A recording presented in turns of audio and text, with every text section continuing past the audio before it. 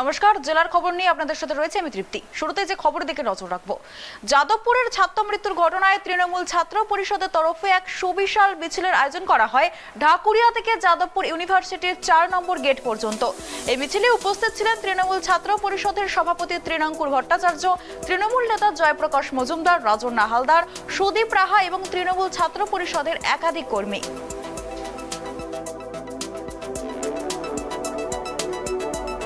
আজকে যেভাবে মাকুড়া নকশালরা এই ইউনিভার্সিটিকে ক্ষমতার কুক্ষিগত করে রেখে এই ইউনিভার্সিটিটাকে একটা ভয়ের পরিবেশ বজায় রেখেছে, যেভাবে র্যাগিংটা এদের সারা বছর ধরে হয়, একটা দিন যদি দেখলেন শুধু ফিজিক্যাল র্যাগিং নয়, সারা বছর ধরে মেন্টাল র্যাগিং হয়, এদের মনোভাবাপন্ন রাজনীতিতে ছাত্রছাত্রীদের যুক্তে বাধ্য করা হয়। তার এই সকল কিছুর ফলাফল হয়তো একদিন একটা মৃত্যু দেখেছেন, কিন্তু এই ক্যাম্পাস এতদিনেও কিন্তু এদের বিরুদ্ধে স্টেপ নেয়নি, কারণ এদের মাথায় বসে রয়েছে সেই সিপিএম পন্থী, সেই মাকু নকশালপন্থী শিক্ষক শিক্ষাকর্মীরা। এরা নিজেদের একটা সিন্ডিকেট তৈরি করে রেখেছে। এই সিন্ডিকেটের বিরুদ্ধে আজকে পথে নেমেছে তৃণমূল ছাত্র পরিষদ। আমরা দৃঢ়ভাবে বিশ্বাস করছি আগামী দিন এই আন্দোলন আরো জোরদার হবে এবং যারা দোষী তাদের শাস্তি হবে।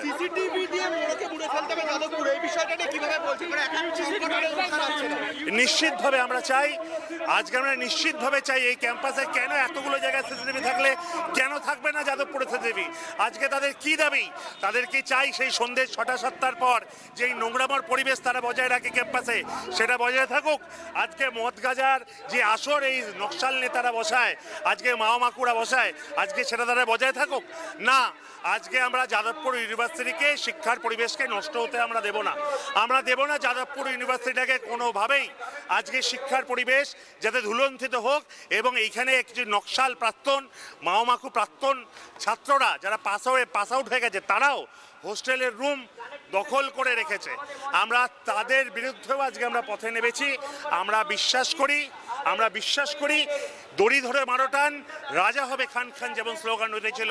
আমরা আজকে স্লোগান দিচ্ছি, দড়ি ধরে মারো টান, মাকু নকশাল হবে খান খান।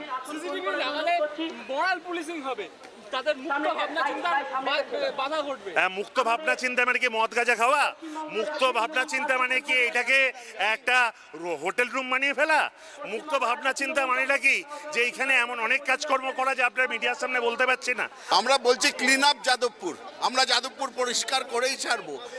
এতদিন যারা যাদবপুরকে নিয়ে যা ইচ্ছে তাই করেছে, নিজেদের নেতাদের হোস্টেলে রেখে দিয়েছে নকশাল এবং কমিউনিস্ট, এসএফআই এবং নকশালপন্থীরা,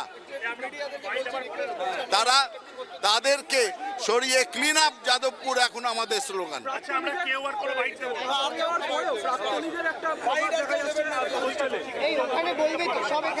নকশালরা সব ডেরা বেঁধে আছে। আমি তো যাদবপুরের ছাত্র, আমি মেন হোস্টেলেরও বোর্ডার ছিলাম এবং যাদবপুরের এক্স স্টুডেন্ট।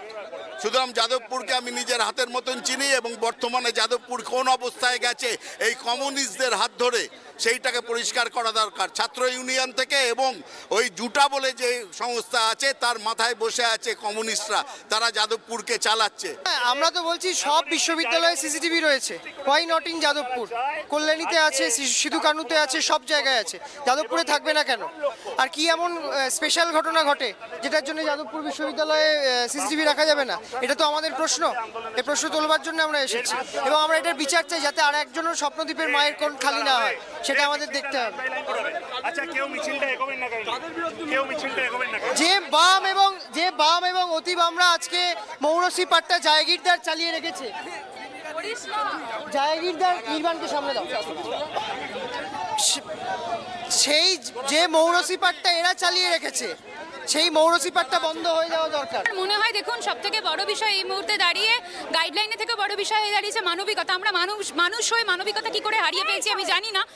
যেখানে স্বপ্নদ্বীপের এই বিভৎস একটা ঘটনা, বিভৎস সেই শরীর, তাই না, বিভৎস সেই শরীর যখন আমরা দেখতে পাচ্ছি, তখন আমার মনে হয় যে এটা খুব দুঃখজনক একটা বিষয়।